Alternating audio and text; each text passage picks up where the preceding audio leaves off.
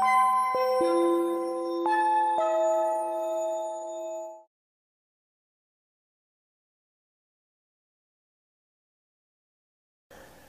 빌립보서를 마치고 이제 오늘부터 요한 2서를 시작하는데요. 요한 2서가 굉장히 길어서 내일이면 끝납니다. 네, 한 장으로 되어 있고, 또한 요한 3서도 마찬가지입니다. 요한 3서도 한 장으로 되어 있어서 바로 이틀 정도 하면 되고요. 그 다음에 유다서도 뭐 그렇게 길지 않습니다. 그러니까 저희가 이 유다서까지 이제 이번 한 주 동안 공부를 하게 될 거예요. 다 한 장씩 있기 때문에 한 장씩 있는 본문을 두 번씩 나눠서 하니까 6일 동안에 다 끝나게 되는데요. 뭐 본문이 길지 않다 그래서 본문 자체가 뭐 가볍다거나 또 쉽다거나 그러진 않습니다. 짧지만 그 속에 또 메시지는 여전히 귀하고 또 우리에게 유익이 되는 말씀이죠. 자, 요한 2서의 배경은 어떤 것이냐? 그 당시 교회라고 하는 것은 오늘날 교회처럼 큰 교회가 아니고 가정 단위로 모이는 교회였습니다. 그러니까 교회가 크지 않다는 이야기는 뭐예요? 소수의 사람들이 모이다 보니까 교회당 한 사람씩 이렇게 가르치는 또 복음을 전하는 그 복음 전도자가 필요하잖아요. 근데 이제 교회가 크면 그 교육자 몇 사람이서 교회 전체를 관리하게 되지만 만약에 교인이 뭐 한 10명 된다. 그러면 10명당 오늘날 식으로 말하면 목회자가 한 사람씩 필요한 겁니다. 그러면 교회가 작은 대신에 누가 많아야 돼요? 목회자가 많아야 되잖아요. 그러니까 그 당시는 오늘날처럼 뭐 한국처럼 교회가 그렇게 많은 것이 아니었으니까 한 목회자가 하나의 교회를 이끌어가는 것이 아니고 한 목회자가 그냥 이렇게 교회를 순방하는 겁니다. 순방하는 겁니다.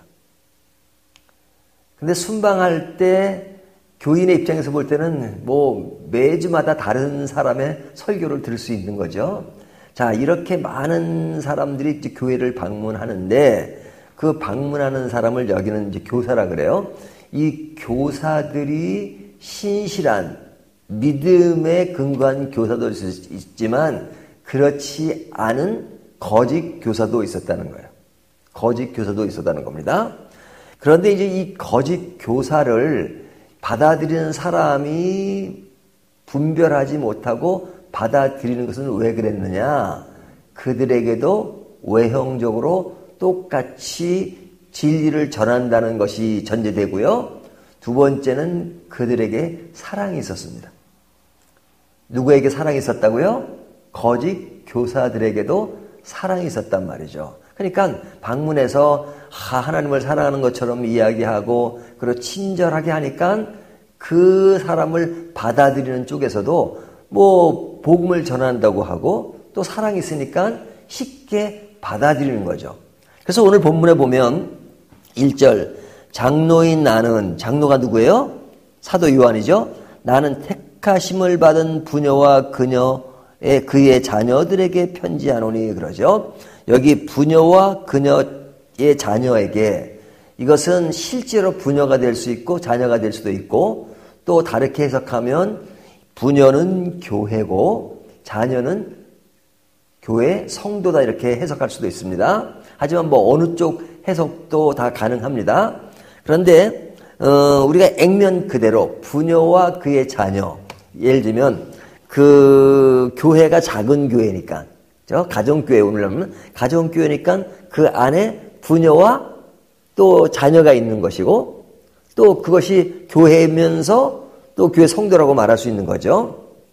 그런데 이 사람들에게 지금 사도 요한이 강조하는 것은 사랑이 중요하다. 사랑이.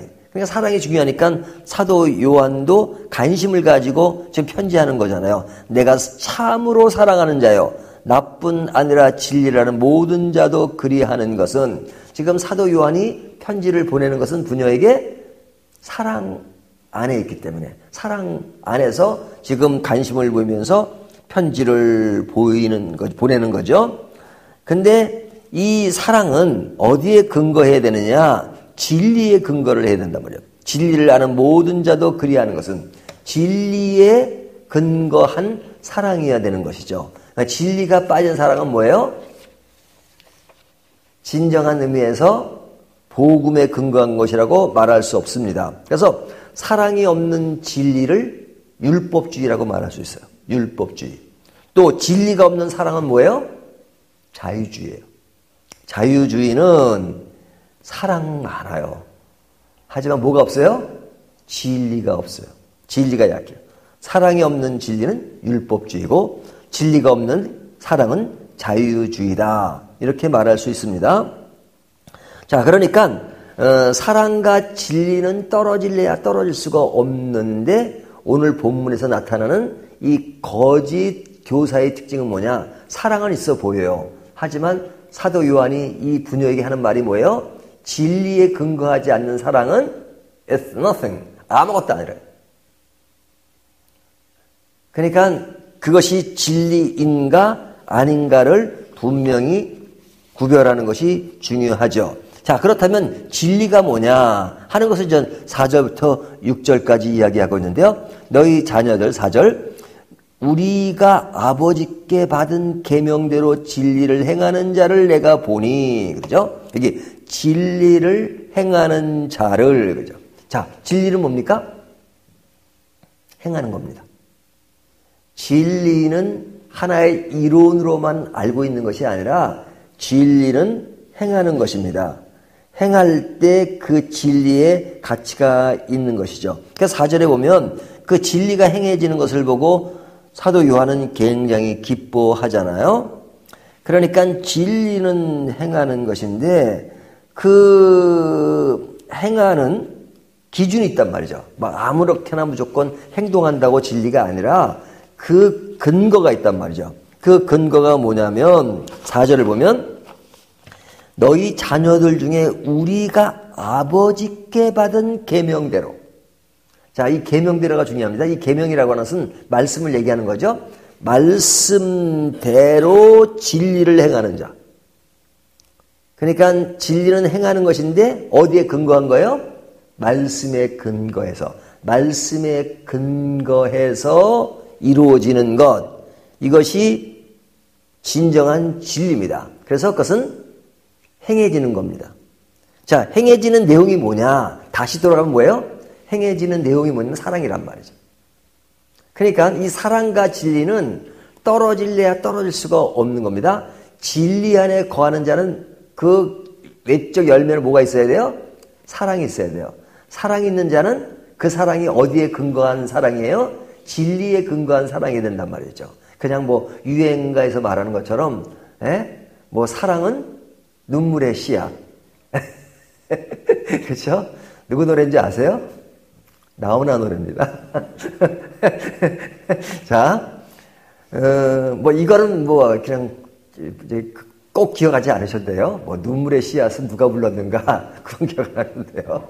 근데 중요한 것은 사랑과 진리가 서로 호환적이라는 겁니다.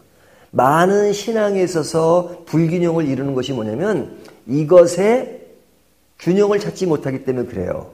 사랑은 있어요. 엄청나게 사랑이 있고 가깝게 지내고 그런데 진리가 결여되어 있어요. 그래서 우리 집에 오는 뭐 여호와의 증인들이나 무슨 뭐 다른 그런 이상한 사람들이 엄청 잘해주잖아요. 아주 사랑이 넘치는 것 같아요.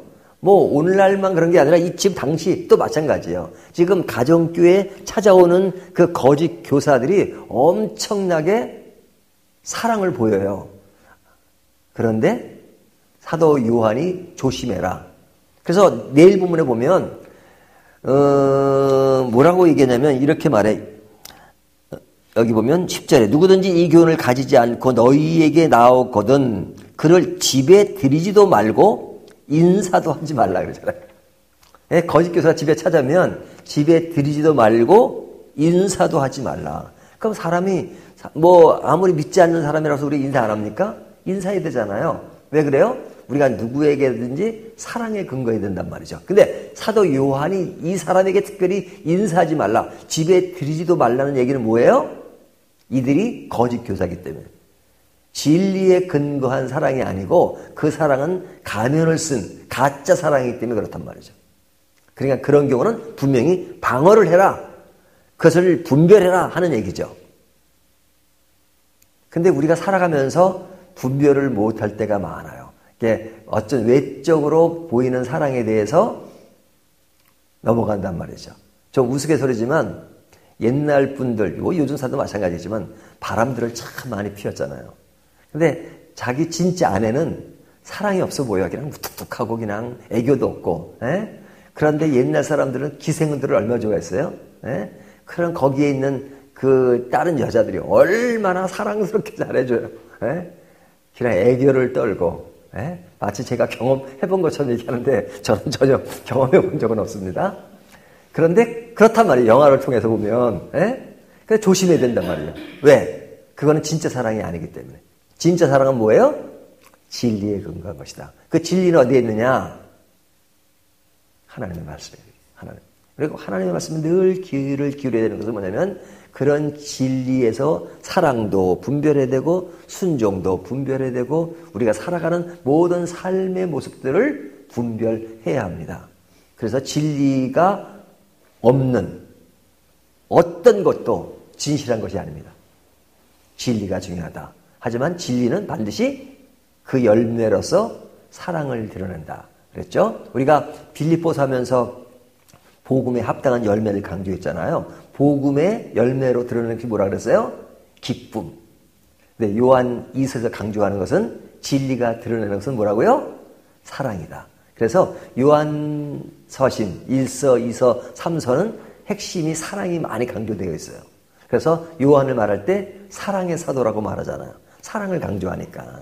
그렇죠? 그러니까 근데 그 사랑은 그냥 무분별한 사랑이 아니라 진리에 근거한 사랑이었다. 진리와 사랑의 관계는 떨어질래야 떨어질 수 없는 관계다 하는 것이 오늘 말씀에서 보여주고 있습니다. 우리가 살아가면서 나는 어디에 더 치우쳐져 있는가? 사랑은 있다고 하면서도 진리에 불충분한 것인가? 아니면 진리는 말하지만 정말로 이렇게 사람이 무뚝뚝하고 사람을 사랑하지 못하는 그런 마음은 없는가? 이 균형은 복음이 말하는 중요한 의미를 담고 있는 것이다. 사랑과 진리의 균형. 이것이 중요하다는 것을 다시 한번 생각하시면서 우리의 삶 속에 이것을 균형 있게 해나가는 저와 여러분이 되시기를 주님의 이름으로 축원합니다.